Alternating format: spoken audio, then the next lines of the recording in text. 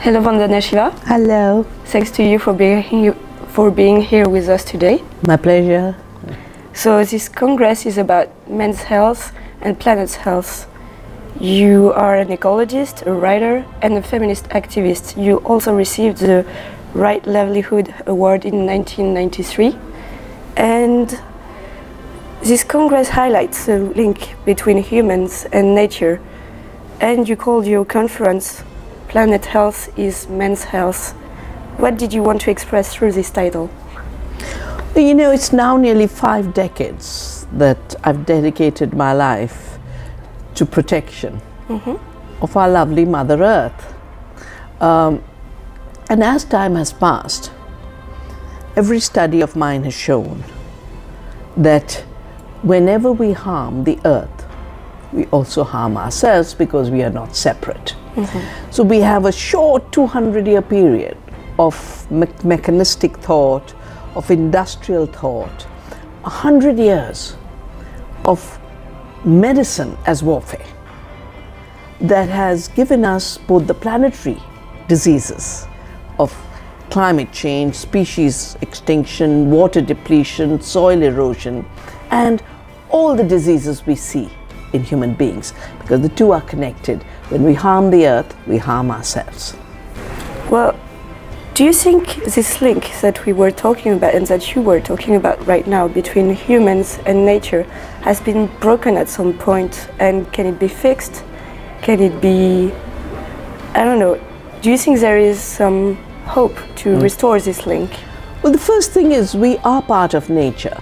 We were only separate in our minds. So it's the healing of the mind and our paradigms and our worldviews that is the most important. And I think that is happening. I see so much change taking place in young people's thinking, who are rejecting the old systems because the old systems are rejecting them. It's a worldview which has said 99% of human beings don't matter for the future. Now, never has a species said, the future of my species doesn't matter. It's the 1% who are destroying both the planet, our economies, our democracies, our health, that are saying this. So the main thing is we have to fix what's gone wrong with the mind, that we are not separate from nature, we are part of nature. The second is all the tools that were created for war against nature and also ended up being war against our health.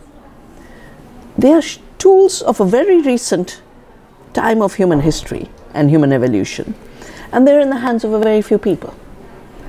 Let me give you a simple example. My work over the last 35 years has been on ecological farming, because I realized that the chemical industry that came out of war invaded into agriculture, made it look like you couldn't grow food without pesticides and herbicides and chemical fertilizers. Today, these chemicals are 75% of the problems the planet faces. Whether it is 50% of climate change comes from industrial farming. The desertification of soils comes from industrial farming. 93% biodiversity erosion comes from this industrial farming. The same system has given us problems. But the industry that sells the poisons in farming is the same industry that sells pharmaceuticals. And if you look at it today, the situation is that poison cartel, I call it the poison cartel, that grew out of Hitler's Germany. That was the IG Farben, that was the Mobe, Monsanto and Bayer, have merged again as Bayer Monsanto. The Dows and DuPonts that came out of war are merging again as Dow and DuPont. Syngenta, ChemChina, are becoming the third in this new cartel. So the same companies, there are 3 of them, they want to destroy our agriculture with poisons, and they want to destroy our health with basically a wrong understanding of how the body works and how the health works and what gives us well-being, just so they can sell a few more lethal recipes which are creating more disease than they're solving. Iatrogenesis now is known to be a problem, antibiotic resistance is known to be a big emergent disease. So everything they've pushed has first given the health problems to the earth, given us diseases, and then they make their profits. So the toxics give us cancers, toxics in agriculture, toxics in our food. Look at the story of glyphosate right now.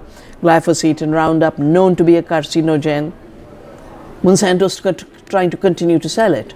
Then who brings the medicine when you have cancer? Bayer, Monsanto, the same fellows. So for them it's profit, profit, profit limitlessly.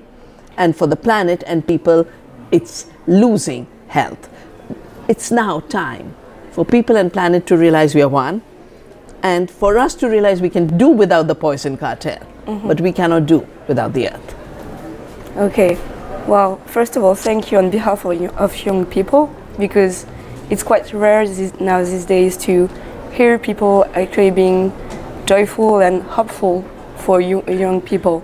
So this is very pleasing to hear, thank you.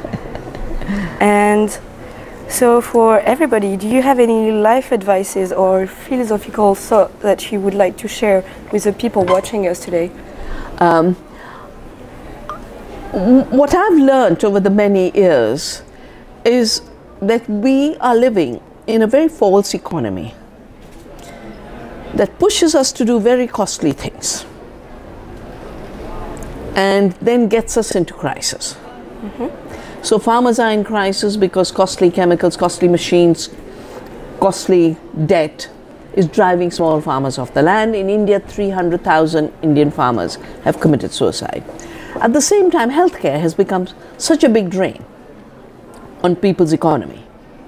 And wherever there are public health systems, they're being privatized because the profit makers want even the diseases they have created to be a new market, the hunger they have created to be a new market. So I feel it's very, very important to look into the future and say, we are not going to allow the 1% to rule us. We are not going to allow the poison cartel to poison us. First of all, our bodies have healing capacity, and the earth has rejuvenation capacity. So I work in ecological farming. Our water levels have come up 70 feet. Our pollinators have gone up 6 times. Our productivity is so high that we could feed 2 times India's population if we did agriculture that gets rid of poisons and makes peace with the earth. At the same time, we're now realizing 75% of all diseases are related to toxic food, grown with toxic chemicals, because the gut is now being recognized as the main source of health and the main source of disease. So there's new talk about the gut microbiome, just a decade-old talk. We forgot about it. Ancient systems of knowledge like Ayurveda know it. The gut needs only good food. It doesn't need the debt for $500,000, which is what the allopathic medicine gives us, or what the drug industry gives us. So there are 3 simple issues for me. We have to bring back biodiversity, because biodiversity is health. Biodiversity is health of the planet, it's the health in the soil, it's the health in our food, it's the health in our gut. That's what makes health and well-being. Second, we have to get rid of poisons in our food and the dependence on the pharmaceutical industry in our healthcare, and all the false projections they make of what causes disease and what's a true cure. The third, very important, which has been my life struggle for the last 31 years, and in India at least, we made sure that basic things like seeds are not inventions, they shouldn't be patentable. Medicines should not be the hands of the poison cartel, because the more expensive they are and the more profits they make, the more they push the diseases that allow them to sell it. So we make cancer drug for 10,000 rupees.